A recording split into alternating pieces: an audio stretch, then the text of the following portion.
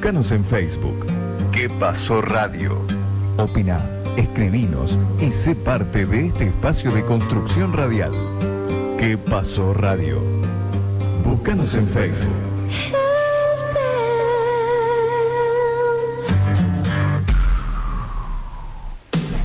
Y sigue la mañana de ¿Qué pasó? Ya estamos entrando en recta final y seguimos con los artistas locales. En este caso estamos con Marcos Liopard y Carlos Farina de Colectivo Churrinchi, que van a estar presentando una obra teatral en la Biblioteca Popular de nuestra ciudad, y queríamos charlar un poco, que nos cuenten ellos de qué se trata lo que van a presentar, si viene en el marco de un proyecto, si viene en el marco de todas otras actividades que vienen realizando. Así que bueno, primero, muy buenos días a los dos, tanto a Marcos como a Carlos. Buen día. Primero, yo quiero aclarar, la biblioteca es María Perrisol, porque hay otras bibliotecas populares. Acá el doctor Secreto no sabe que hay varias bibliotecas populares, pero son escolares, algunos, como la de la normal. La única que es una asociación civil independiente de las escuelas es la Perrisol. Me comí el reto del día. Claro, cabe aclarar, digamos, que Miguel es parte de la biblioteca popular. No. Está perfecto. El tipo tiene que aclarar. Y yo me tengo que comer un reto en el día, seguro. Yo te voy a retar, no somos churrinchis, somos churrinches. Dos retos. Tienen todo un porqué, es que después en el programa te lo explicamos. ¿Por qué no una I y una ES? Claro. Ahora lo que digo después lo decimos. Churrinches porque somos varios, somos 7. Bien. Chicos, bueno, Carlito, ¿arrancó? El tema es que, venimos desarrollando en la Biblioteca Popular María Perrisol, para que quede claro, un ciclo que se llama Confluencias, que es la tercera edición que hacemos el día de mañana, a partir de las 7 de la tarde, y se van, la primera edición estuvo tocando Marcos con su grupo de tango La Maleva, la segunda estuvieron los muchachos de Cogollo haciendo un set acústico, y mañana tenemos 2 obras de teatro. Una es Ilia Miljevic y la otra chica... Samantha Abrigo, los dos son profesores de teatro. Oriundos de nuestra ciudad. Donde se abocan a la enseñanza de la disciplina del teatro. Samantha es profesora de teatro en el Centro Cultural Engranajes, y Ilia se desempeña en Rosario desde hace mucho tiempo, ya viviendo allá y abocándose puntualmente en la disciplina teatral por los barrios, haciendo un laburo muy interesante desde esa rama, y le tuvimos la posibilidad de coordinar con ellos de hace ya unos 3 meses, donde suscita esta idea de hacer el ciclo Confluencia acá con el amigo Miguel, y donde te agradecemos, Miguel, así públicamente, por abrirnos las puertas y ser cómplice de estos proyectos churrincheros. Y las boletas, digamos. Así es, y donde le dimos forma a este ciclo Confluencia. El ciclo lo que quiere hacer, en este caso el colectivo Churrinche, es un poco abrir nuevos espacios. Casualmente la biblioteca se da para eso, y sobre todo brindar un espacio a los artistas locales, y que sea una herramienta laboral, digamos, puntualmente, respetarlo como laburantes de la cultura, y que, vamos a decirlo literalmente, se puedan ganar unos mangos, porque si esperamos a veces de que de otro estamento gubernamental te paguen puntualmente por tu labor cultural, le espera el olmo hoy en día. ¿Se puede decir eso? Bueno, ¿no? Lo importante es que de la entrada un gran porcentaje se lo llevan los artistas, porque nosotros somos gestores culturales, en realidad, venimos de diferentes ramas del arte.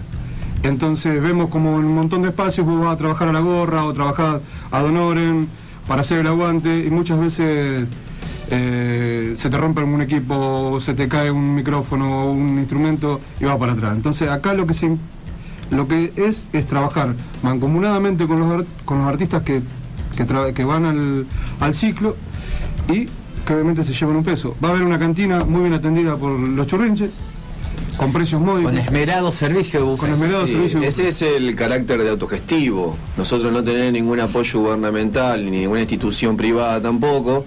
La autogestión se da a partir de ofrecer una cantina, y en ese entremés que se hace de las obras que estuvieron presentando, poder generar un ingreso para nosotros. Y esto es algo reciclable, ¿no es cierto? Reutilizamos eso en otros proyectos que también tenemos pautados con diferentes instituciones. Le hago una pregunta. Charlábamos recién con otros artistas que estuvieron también acompañándonos en el programa y hablábamos de esto, más allá del arte, ¿no?, que tiene un principio con la palabra y no sabemos dónde está el final de esa palabra, pero esto de la importancia que tiene sobre todo para los jóvenes en los trabajos barriales, en esto que generalmente casi todo político o todo aquello vinculado a la política dice no, lo primero es la cultura, el arte, el deporte, y después esas palabras que son tan hermosas nunca aparecen en los hechos reales porque los presupuestos destinados a deporte son míseros, los presupuestos destinados a cultura, al arte son míseros o no existen, y muchos de los artistas tienen que obviamente recurrir a espacios autogestionados. ¿Cómo están viendo esta situación ustedes? ¿Ven que puede ir para un cambio, que el artista sigue rebuscándosela y poniendo todo lo que tiene, muchas veces incluso, como decían ustedes anteriormente, trabajando con las partes más humildes, en las barriadas, más que nada para hacer como un acto de militancia, más que como un trabajo, o se combinan los dos? Bueno, mirá, yo te puedo... Es muy amplia la pregunta. Sí, pero yo te lo podría resumir en una cosa. Por algo estamos haciendo el ciclo. Y es autogestivo. El ciclo que estamos desarrollando en la biblioteca es autogestivo. Y es para todo el público. Y yo creo que el eslogan ese de la cultura... El problema es que se toma la cultura como un gasto y no como una inversión. Mientras la gente que nos gobierna, los que tengan poder de decisión, sigan creyendo que la cultura es un gasto, estamos errando el vizcachazo, pero mal.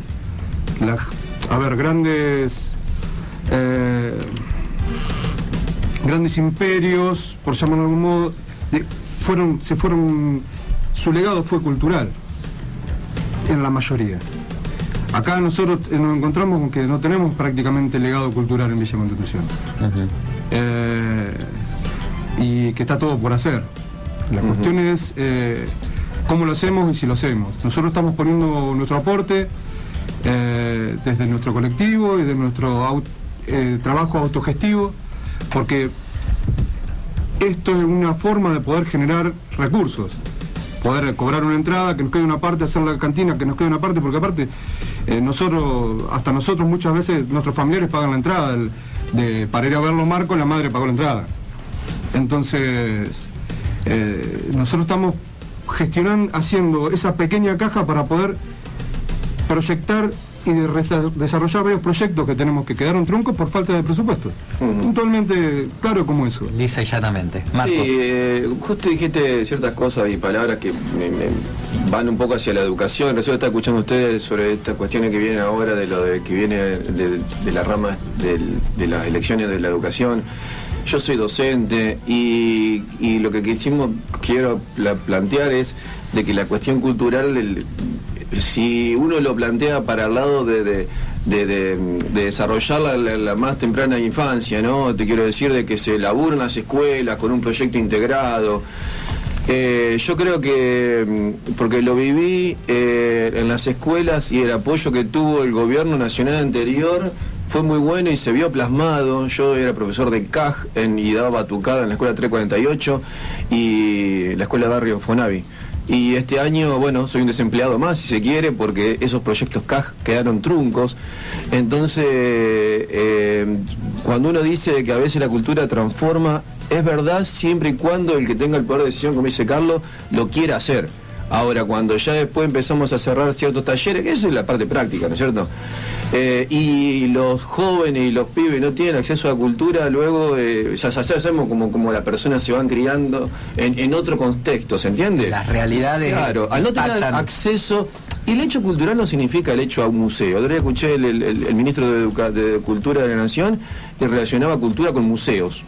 Como diciendo, no, como dijo Carlos, está errando el vizcachazo, negro, porque eso es un pedacito de una élite que pueda llegar, bueno, él decía, de abrir los museos y ser itinerantes en diferentes...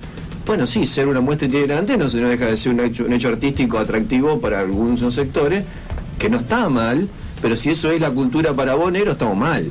Bueno, Abelluto representa cierto interés de la sociedad donde considera que un museo es esa la cultura, ¿no es cierto? Entonces lo que nosotros queremos hacer es una cultura más viva, más palpable, llegable a, si el término lo permite, ¿no? Sí. A las comunidades, vivenciarlo desde lo pragmático. Por eso mismo, bueno, nosotros hacemos este pedacito, ¿no es cierto? El que nos incumbe ahora, como dijo Carlos, quedaron truncos ciertos proyectos donde se podían desempeñar otras cosas y donde no fuimos escuchados, pero lo vamos a tratar de desarrollarlo de manera autogestiva. Por eso mismo también hacemos un poco cómplices a diferentes representantes de la cultura de la sociedad, como Miguel con la biblioteca, a los artistas también. Esto es un crecer mes a mes, semana a semana, con que la sociedad se informe de que el ciclo Confluencia lo hay. El Centro Cultural Engranaje también está haciendo cosas muy importantes, donde vamos a trabajar mancomunadamente, prontamente ya hay nexos para poder hacerlo. Entonces, bueno, hay un cierto cambio, ¿sí? En relación a lo municipal que veíamos años anteriores, pero de manera autogestiva. Yo te voy a hablar de ese lado, no estoy de otro lado. Entonces, y el cambio es muy a pulmón. Bien. Si hubiésemos tenido un apoyo gubernamental, bueno, somos Gardel, pero... Marcos, en esto que también decías vos, se introducía un debate un poco que en la palabra arte muchas veces queda... para alguna parte, ¿no?, de la gente, el arte parece algo lejano de las clases populares, ¿no es cierto? De cómo aparece como por fuera de lo que pueda hacer un pibe de un barrio. Y sin embargo... Aparte, Víctor, esto que decía Marco, esto de museístico, parece que el arte es como algo del pasado, que lo tenemos encerrado en una casa. Y que ahora no se produce arte y que no hay algo. A eso iba. Estos proyectos se meten adentro, el arte de un pibe practicando teatro, de estando tocando una batucada, de estando pintando un mural, cómo esa cultura se va metiendo con este tipo de espacios que van a esos lugares, ¿no es cierto? No, yo creo que nosotros tuvimos un par de debates, varios debates dentro de nuestras reuniones. Nosotros creemos que la cultura tiene que ser pública. Es una necesidad como la salud, como la educación. La cultura es pública. Un derecho. Es un derecho, totalmente. Que vos sepas quiénes son tus raíces, qué raíces tenés, por qué. La cultura es pública. Y tiene que haber fondos para la cultura. Cosa que muchas veces no los hay. De hecho, nosotros tuvimos un centro cultural que desapareció, nosotros tuvimos un Salón Nacional de Arte, grabado, dibujo y pintura, y escultura, que también desapareció. Tendría que recogerse todo el patrimonio pictórico y de esculturas de la municipalidad y hacer un museo con eso, un museo itinerante, no sé, llámenlo como quieren, pero la cultura tiene que estar en la calle, porque si no, el problema es que ganan esos espacios otro tipo de gente con otros tipos de visión y utilizan a muchos de estos pibes que podrían estar instruyéndose. Carliños Brown sacó muchísimos pibes de la favela con tambores. Denme tambores y no le vamos a dar ametralladora a los pibes. Bueno, entonces tal vez siendo un extremo. Volvimos a la ametralladora ahora en Brasil, lástima. Sí, bueno, todo lo que no se ha sostenido, lógicamente, los otros están ahí, están al acecho, y cuando descuidamos un pibe con la cultura, con el deporte, con el arte, cuando bajamos un poquito la guardia, que esa guardia, como decimos anteriormente, la levantamos, nadie nos la levanta, la levantamos y están ahí. Chicos, ¿quieren recordarnos entonces para el día de mañana? Bien, dale. En la Biblioteca Popular, María Perrisol, cito en calle San Martín 780. 851. Casi errado. Está bien, 851. La convocatoria es a las 7 de la tarde, arrancaremos 19:30. Está primero Ilia. Primero Samantha Ábrigo. Y después hay esos dos artistas, dos actores presentan unipersonales, donde la obra de Samantha Ábrigo se llama Una pobre tipa, y el de Ilia Mijevich es Facundito, un personaje que ya lo ha sacado a pasear por diferentes escenarios de Villa y la región, y hoy se suma al Confluencia del colectivo Churrinche. Perfecto, quedan todos invitados a allí estaremos. Muy linda propuesta de los compañeros y agradecerles principalmente por un día sábado fresco acercarse a tomar unos mates acá con nosotros y contarnos tanto el proyecto como la visión que tienen sobre el arte y la cultura, que es muy interesante. Yo de mi parte del colectivo muy agradecido, a Miguel también por brindarnos el espacio y poder hablar de todo un poco, que es lo importante. Lo que nos une ahora es la divulgación de este ciclo Confluencia, pero bueno, espero que nos inviten prontamente porque hay más artistas programados para más adelante en los meses. Con todo gusto. Así que serán nuevas noticias en los meses venideros y Carlos, yo de mi parte les agradezco. No, por supuesto, agradecer el espacio. A los auspiciantes también. A los auspiciantes, no sé lo voy a decir, eso es importante también. Pero hay gente que pone hace su aporte, Bien, su interés para que todas las ediciones de Confluencia, para que podamos ir haciendo un pequeño fondo para nuestra cultura pública. Bueno, muchísimas gracias a los compañeros. Gracias, chicos. Música a la mañana y ya vamos a la recta final con José Luis y su columna de Derecho.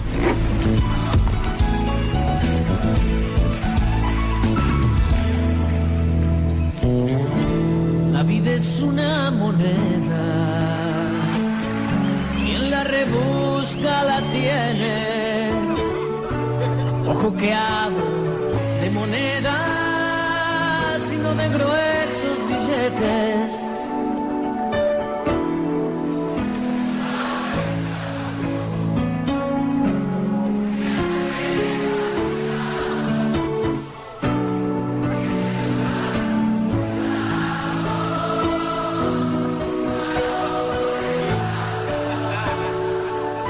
Solo se trata de vivir. Esa es la historia. Con la sonrisa en el ojal, con la idiotez y la locura de todos los días. A lo mejor resulta bien.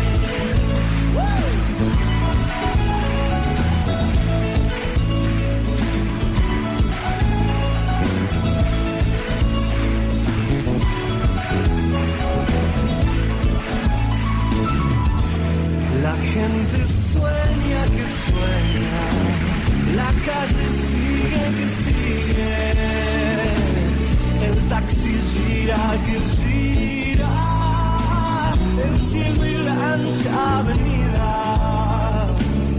Los días cantan la historia del hombre al borde del hombre. Los días cantan mañana. No tiene miedo, solo se trata de vivir. Esa es la historia, con un amor, sin un amor, con la inocencia y la ternura que florece a veces, a lo mejor resulta bien.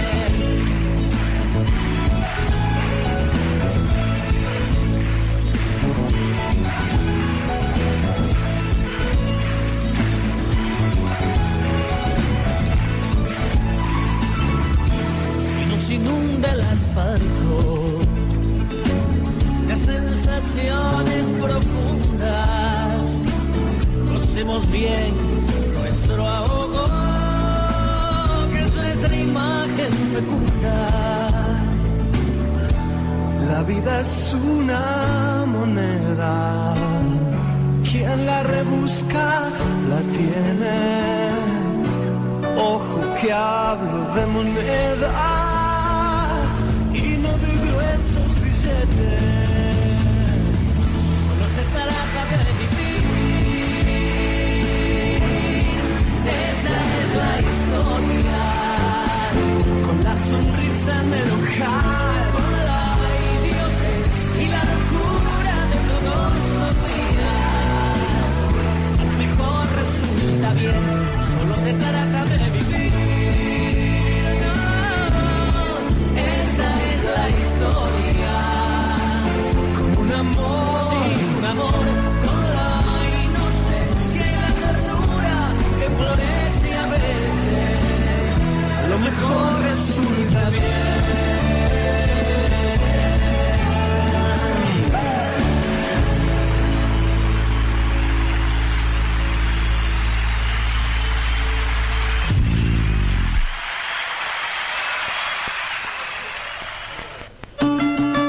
Nos importa contarte qué pasó, pero más, contarte por qué. Más allá de las noticias. ¿Qué pasó? ¿Qué pasó? ¿Qué pasó? ¿Qué pasó? ¿Qué pasó? ¿Qué pasó?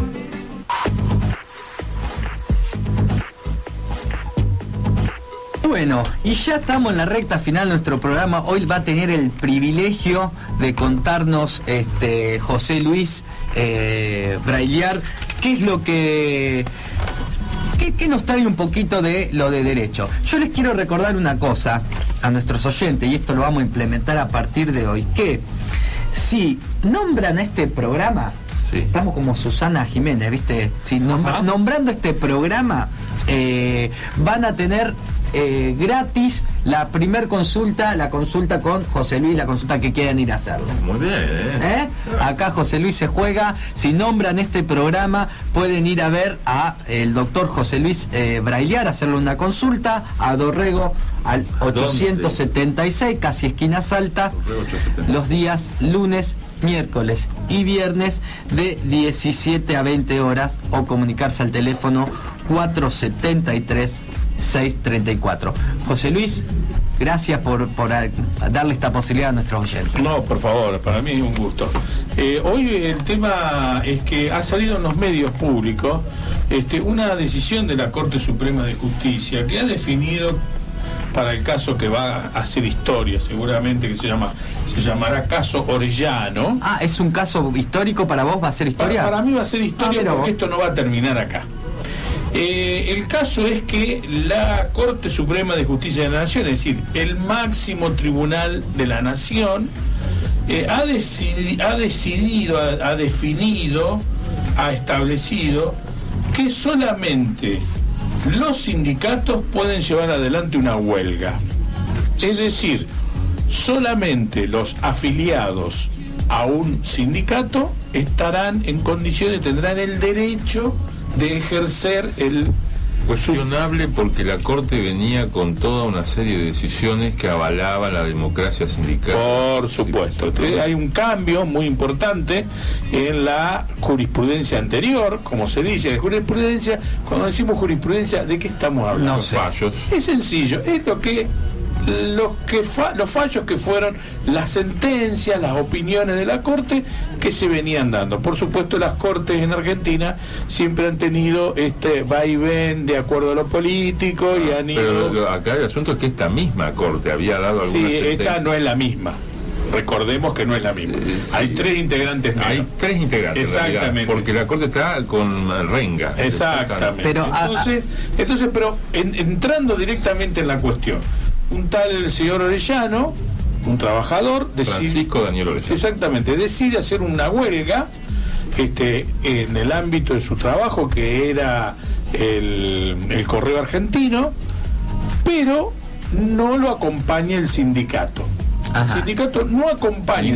Hay dos sindicatos. Sí, ninguno de los dos. ¿Él estaba afiliado a alguno o algo? Sí, no, pero no lo acompaña. Para este caso no tiene que ver su condición de afiliado, sino el hecho de que no fue apoyado por ninguno de los dos sindicatos de las ramas de comunicación, de telecomunicación y comunicaciones que están en la Argentina. Con lo cual le declara a la Corte Suprema que su despido es correcto, porque el señor Orellano realiza una huelga sin el apoyo del sindicato. La empresa era Correo Oficial de la República Argentina. Sí, el correo oficial, sí, que es un correo privado, digamos, a pesar de ser correo oficial. El correo argentino tiene parte... Es estatal. No, me parece que no. El Estado con el gobierno anterior lo retomó el control y tiene algunos servicios privatizados, pero son empleados estatales. Bien, entonces... ¿qué ocurrió? ¿Qué ocurre? La Corte Suprema de Justicia dijo: Orellano tiene la culpa, no puede hacer una huelga si no lo apoya su sindicato, para quedar más o menos claro. El derecho de huelga es un tema. Primero, el derecho de huelga está en nuestra Constitución Nacional, o sea, a nivel constitucional. Y solamente hay pocas restricciones al derecho de huelga, que son las restricciones que tienen los trabajadores que pretenden hacer una huelga si para eso interrumpen servicios eléctricos, el agua potable, la salud, digamos, la seguridad, ¿no? Entonces, esos trabajadores están restringidos en su tienen que quedar como con una cosa mínima garantizada. Que garantice el servicio, digamos. Pero ha quedado la puerta abierta, la misma ley que es la 24.000 y pico, donde deja en manos del Ministerio de Trabajo incorporar nuevas actividades considerándolas ininterrumpibles, digamos, ¿no? Entonces ha quedado en manos del gobierno de turno que diga qué servicio no se debe seguir prestando.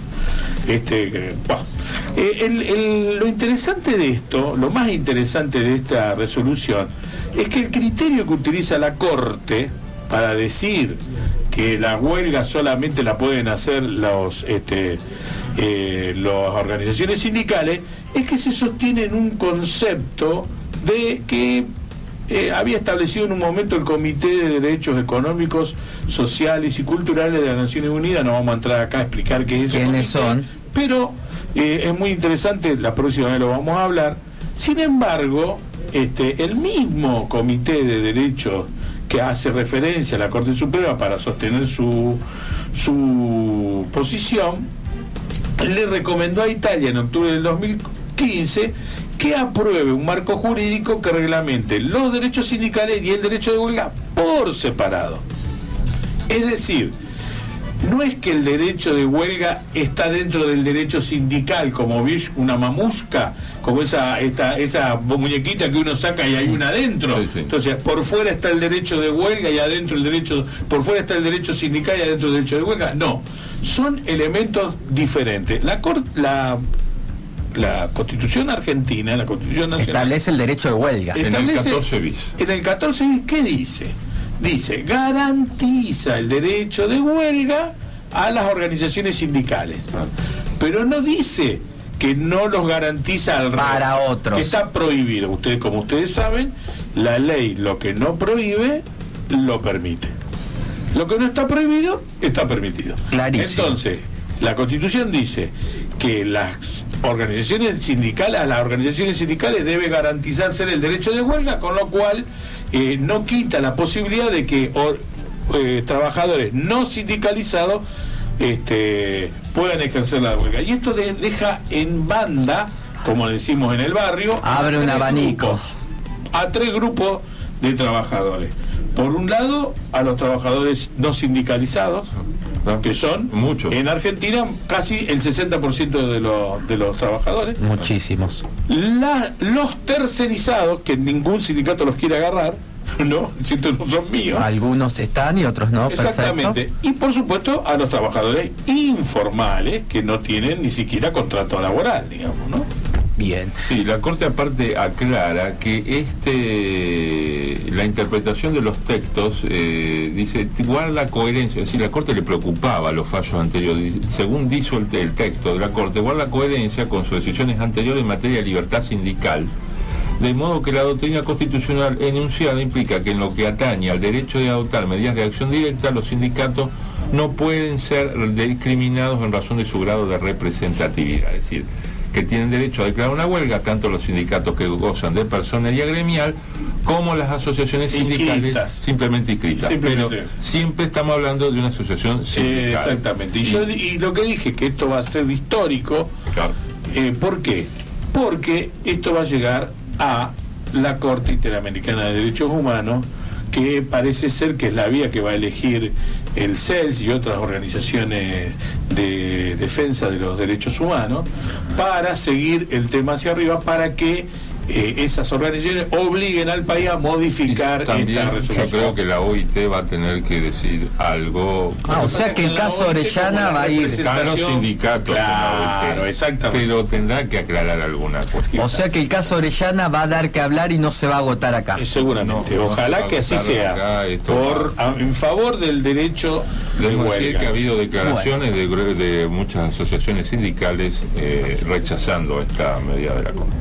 Completísimo el programa de hoy, la verdad que hemos tenido una batería de información, de invitados, hablando mucho de arte, de trabajo.